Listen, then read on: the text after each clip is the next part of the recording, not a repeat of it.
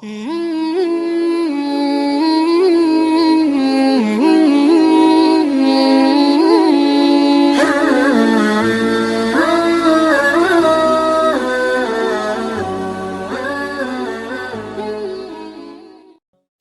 kemudian kita bertanya, kemudian kita menjelaskan yang kedua. Alumni yang kedua, alumni yang gagal. Alumni yang gagal ini apa? Kalau hanya gagal tok, tidak apa-apa. Alumni yang gagal itu yang tadi tidak memperoleh penambahan ketakwaan dari Ramadan yang telah dia ikuti.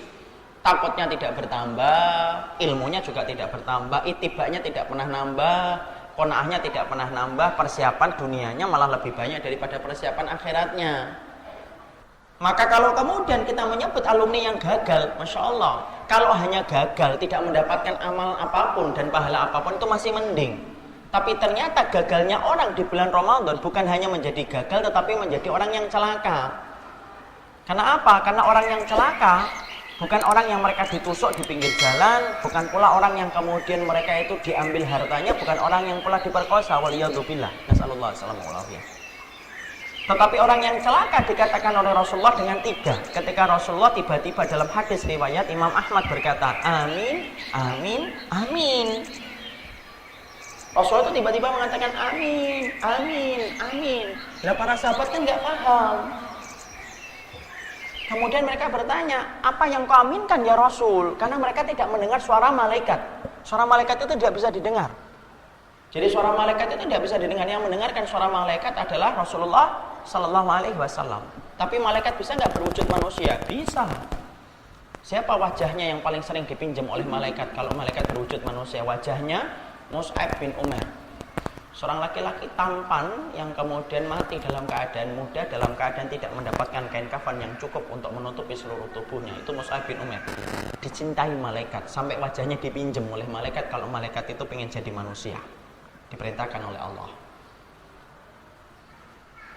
Kita cinta kepada Mus'ab bin Umair dan semoga cinta kita menghantarkan kita dikumpulkan dengan beliau.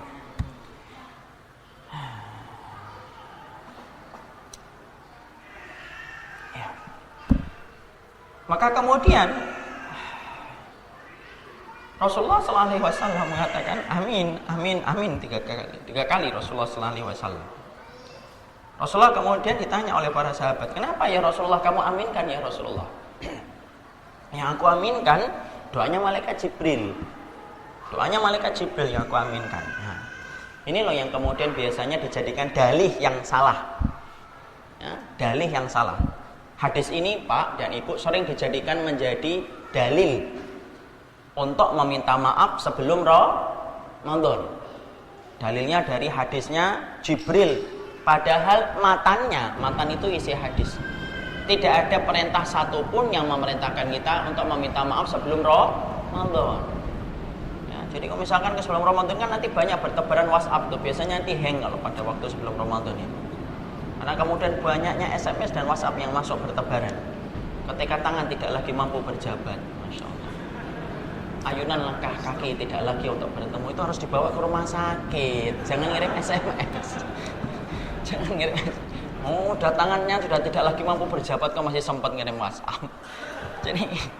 Jadi kemudian tidak ada minta maaf. Yang kita minta maaf ya kapanpun. Memang salah Ustaz minta maaf ketika belum Ramadan. Kalau kita tidak minta, kalau tidak salah ya tidak perlu minta maaf, itu namanya hulu berlebihan. Tapi kalau kita salah ya minta maaf. Kalau pas bertepatan bapak mukulnya teman itu ketika di akhir bulan Syaban ya minta maaf di akhir bulan Syaban. Jangan sampai kemudian kita nunggu momennya nanti deh minta maafnya menjelang Ramadan. Ya Allah, bapak mukul dia itu di bulan Syawal, dia nungguin permintaan maafnya ditunggu sampai bulan Sya'ban baru minta maaf. Tidak ada. Nah, itu jangan lagi. Tapi saya ingatkan ya Bapak ya. Kalau nanti tiba-tiba Bapak mendapatkan WhatsApp ini, SMS ini dari temennya yang belum paham, tolong jangan dibalas dengan kata-kata yang menyakitkan. Ini tuh tidak ada sunnahnya, makanya ngaji. Ya Allah. Akhlakmu di mana toh Pak? Dia kan belum paham, dia belum ngerti. Sudah jawab aja amin, selesai. Nanti catat di checklist. Dia yang pernah ngirimkan permintaan maaf ketika Ramadan. Nanti di bulan Syawal, Dzulhijjah, Dzulqa'dah ngomong pelan-pelan. Jangan kemudian kita membiasakan orang itu harus cepat paham sebagaimana kita harus cepat paham, ikhwan. Orang itu beda-beda ketika merespon kebenaran. Ada yang cepat. Kenapa? Karena makanannya bersih, akhirnya cepat merespon kebenaran. Ada yang dulu mungkin makan yang haram ketika dia sebelum taubat, akhirnya merespon kebenaran itu susah dan lama. Makanya kalau kemudian kita mendapati yang semacam itu, tolong ya, jangan langsung membalas yang menyakitkan. Senang banget sih menyakitin orang, padahal orang yang bodoh pun harus kemudian diberikan penghormatan ketika mereka belum paham. Ketika mereka belum paham loh ya. Kecuali setelah kita kasih tahu dengan pelan-pelan, kok tidak berubah, ya sudah kita doakan. Antum dan saya tidak pernah ditanya sama Allah berapa orang yang telah kita hujat. Antum tidak pernah ditanya. Antum dan saya tidak pernah ditanya berapa orang yang telah kita sesatkan. Tidak pernah ditanya itu. Tapi ana dan antum akan ditanya oleh Allah berapa orang yang telah kamu berikan petunjuk. Makanya Nabi mengatakan li ayyahdiyallahu bika rajulan khairat. Li ayyahdiyallahu bika rajulan wahidan khairun laka min humrun ni'am. Kalau kamu memberikan petunjuk kepada satu orang itu lebih baik daripada kamu mendapatkan onta merah, simbol dari perhiasan yang paling mahal. Nabi mengatakan kalau kamu memberikan petunjuk. Nabi tidak mengatakan kalau kamu mampu menyesatkan orang, kamu mendapatkan yang lebih baik daripada onta merah. Tidak ada itu. Bukan kita membiarkan yang salah, tidak. Tetap yang salah dibenerin, tapi dengan cara yang ma'ruf. Jangan sampai kemudian dengan cara yang tidak ma'ruf. Jadi kalau kita mendapatkan kayak gitu, jawab aja, amin. Nanti di bulan Syawal sembari ngobrol kita jelaskan, itu ternyata tidak ada hadisnya loh mbak. Kecuali kalau kita tahu si pengirim ini adalah orang yang sudah dekat sama kita, paham dengan kita, ya akhirnya kita ngomong saja. Tergantung kondisi. Karena apa? Menyampaikan sesuatu itu harus disesuaikan dengan kondisi. Kita harus paham kondisinya orang yang melakukan itu gimana.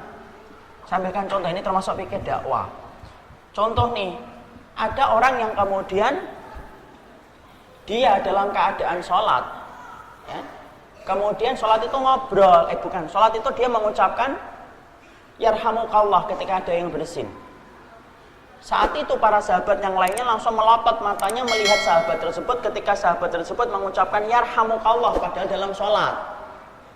Para sahabat ketika meletakkan pandangannya kepada dia dengan pandangan melotot, sahabat yang dipandangi itu tidak senang. Lalu malah ngomong, ngapain kalian ngeliatin saya? Itu padahal sholat. Ngapain ngeliatin saya? Hah? Malakum nadhartum.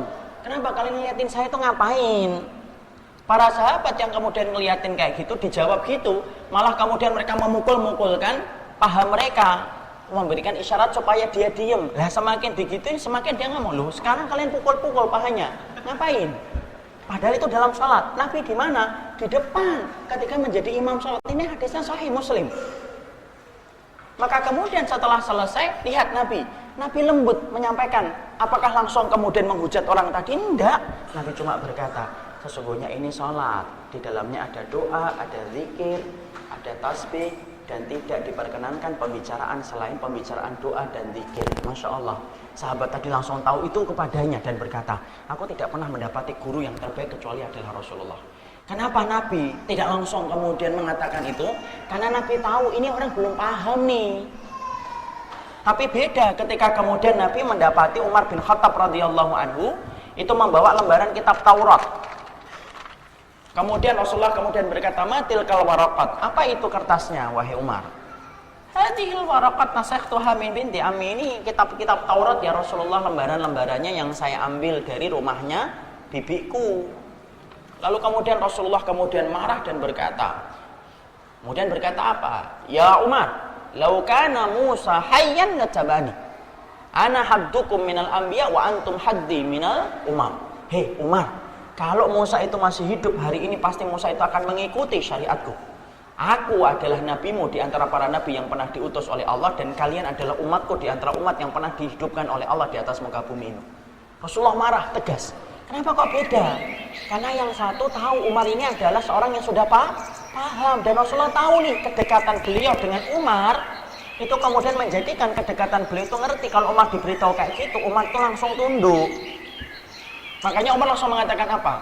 Umar itu langsung mengatakan, raditu billahi rabba wa bil islami dina wa bi muhammadin nabiyya wa rasulah. Itulah doa yang sering menjadikan marahnya Nabi sering kemudian menjadi hilang.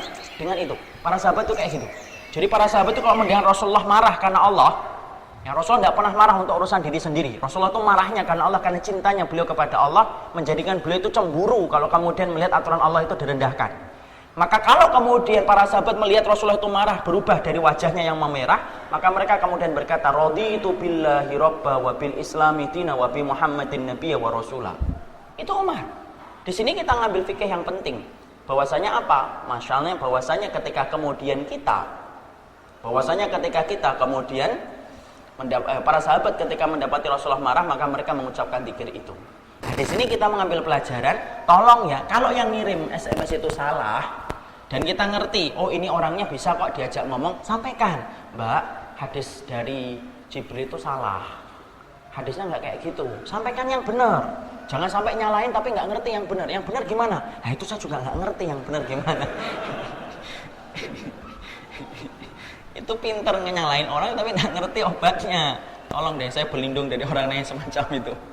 Ya, jadi kemudian kita juga harus ngerti dalilnya yang benar apa sudah dipersiapkan. Ya, nanya sama ustadz. Kalau lama nggak dijawab, nah cari sama ustadz yang lainnya. Jadi kemudian kita harus memberikan solusinya apa. Ya, tapi kalau kemudian ternyata dia memang kemudian belum paham sama sekali, tidak pernah ikut ke majelis ilmu, sabar, ingetinnya nanti saja ketika sudah agak reda baru diingetin. Nah, kembali ke tadi.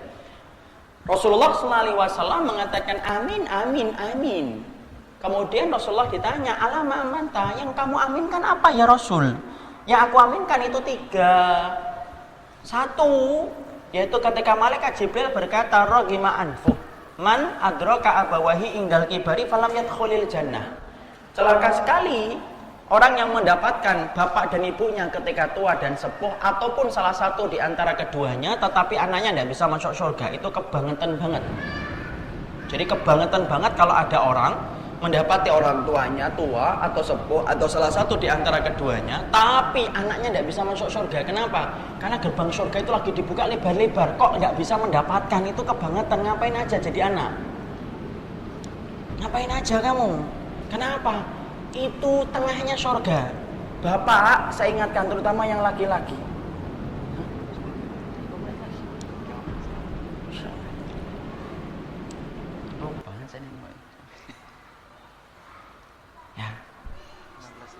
Ya, tadi masalah apa ya? Tadi lupa saya. Oh, anak. Ya. Saya ingatkan bapak-bapak, bahwasanya kewajiban kita kepada orang tua itu tidak pernah selesai. Walaupun kita punya anak, walaupun kita punya cucu. Dan ingat, pintu tengahnya surga itu pintu yang paling indah, kata Ibnu Abbas. Pintu tengahnya surga itu pintu tengahnya, kata, yang paling indah. Makanya kalau kemudian ada anak yang diberikan kesempatan yang semacam itu, kok tidak bisa dia masuk surga, itu Masya Allah, itu kebangetan banget. Maka Rasulullah setuju atau tidak setuju dengan doanya Jibril yang pertama? Setuju, mengatakan apa? Amin. Itu menunjukkan Rasulullah itu muafik, dia setuju dengan apa yang disampaikan oleh malaikat Jibril. Yang kedua, yang didoakan oleh malaikat Jibril dengan kecelakaan itu siapa? Ragima anfuh, celaka betul. Siapa yang celaka betul itu? Man dakhala alaihi Ramadan summa insalakha falam yukfalahu. Yaitu adalah orang yang mereka diberikan kesempatan Ramadan, tetapi sampai Ramadan itu selesai tetapi dia tidak diampuni oleh Allah. Itu celaka banget, dan Rasulullah mengatakan setuju. Kenapa? Lawang neraka sedang ditutup, setan sedang dirantai, surga dibuka lebar-lebar, kok nggak bisa diampuni? Terus kamu ngapain aja ketika Ramadan? Sampai-sampai Allah membantumu, setannya dikerangkeng, kemudian nerakanya ditutup, surganya dibuka. Lu kok nggak bisa masuk surga? Makanya kemudian sampai malaikat Jibril mengatakan celaka betul, ragima anfuh. Dan Nabi mengatakan persetujuan. Apa tanda persetujuan dari Nabi? Amin. Yang ketiga, ragima anfuh, man dzukirta indahu falam yusalli alaika, yang disebutkan namamu ya Rasulullah di sisinya tetapi dia tidak berselawat kepada dirimu. Rasulullah mengatakan amin. Ini loh yang kita khawatirkan. Kalau hanya gagal tok, itu masih mending. Rugi memang, tapi lebih sedikit lebih mending. Tapi orang yang gagal di Ramadan itu bukan hanya rugi, tetapi dia celaka. Saya mengatakan tidak celaka di hadapan makhluk, tetapi hadis riwayat Ahmad ini menerangkan kita celaka di hadapan Sang Khalik, yaitu adalah Allah. Jangan-jangan kalau kata orang Semarang, kita itu selama ini hanya mengambil dan menjemput kecelakaan. Tahun Ramadan tahun lalu kita celaka, tahun Ramadan sebelumnya kita celaka, tahun sebelumnya kita celaka, tahun ini pun kita akan menjemput kecelakaan. Masya Allah. Kalau hanya gagal tok, itu masih mending. Tapi kalau sudah gagal dan kemudian celaka, Masya Allah, manakah yang lebih celaka daripada celaka di hadapan Allah? Wong kita ini kalau celaka di hadapan orang aja kita malu kok, luar biasa, apalagi ini celaka di hadapan Allah. Dan inilah yang menjadikan kita betul-betul muhasabah yang banyak, supaya kemudian Ramadan kita bukan menjadi sebab kecelakaan. Jangan menjemput kecelakaan. Tapi saya menasihati kepada jiwaku dan kepada semuanya, mari kita menjemput ketakwaan, karena sesungguhnya itulah pokok terbesar dalam kehidupan kita menjalankan Ramadan.